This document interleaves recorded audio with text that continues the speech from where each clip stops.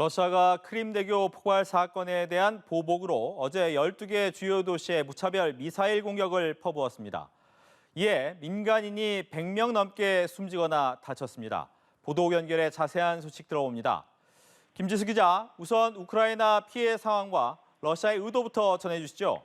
네, 러시아는 현지 시간으로 월요일 오전 미사일 등을 동원해 우크라이나 곳곳에 공격을 퍼부었습니다. 특히 공습 시간이 출근 시간대였고 공격을 받은 지역 대부분이 러시아군 철수 후 일상을 회복한 수도 키우 등 도심이어서 민간인 피해가 컸습니다. 우크라이나는 민간인이 최소 19명 숨지고 100여 명이 다친 것으로 집계했습니다.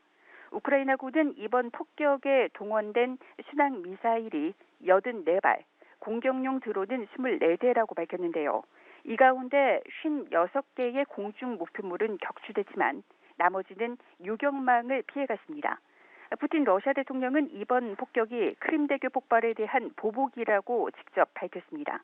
하지만 젤렌스키 우크라이나 대통령은 집무실 인근이 공격받았는데도 야외로 나와 대국민 연설을 통해 항전 의지를 독려했습니다.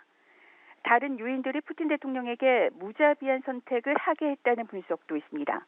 영국 일간 가디언은 자국 내 군부의 비판과 크림대교 폭발 사건 후 상처받은 자존심 등 때문이라고 풀이했습니다.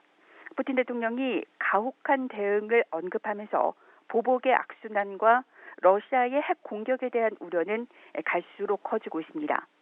벨라루스의 참전 가능성이 커지면서 확전 가능성도 우려되고 있습니다.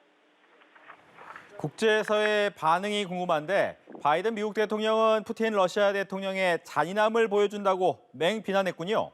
네, 그렇습니다. 미국을 비롯한 서방 국가들은 한 목소리로 규탄했습니다. 특히 바이든 미국 대통령은 불법 전쟁의 잔인함을 다시 보여준다고 일갈했습니다. 유럽연합 집행위원장도 만행이라고 성토했습니다. 이런 목소리들은 러시아 규탄을 위한 유엔 차원의 재논의 시작으로 이어졌습니다. 미국과 유럽은 수요일쯤 규탄 결의안 채택 여부를 결정하는 총회 투표를 밀어붙이고 있습니다. 또 바이든 대통령 등이 잇따라 젤렌스키 대통령과 전화 통화를 했고요. 주요 7개국 G7 정상은 곧 젤렌스키 대통령도 참석하는 화상회담을 엽니다. 서방 지도자들은 우크라이나에 대한 지지와 지원을 약속했습니다.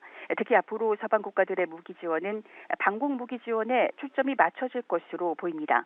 미국과 프랑스는 방공 시스템 지원을 약속했고 독일도 며칠 내 전방위 방공 시스템인 아이리스-T를 제공할 예정입니다. 지금까지 보도국에서 전해드렸습니다.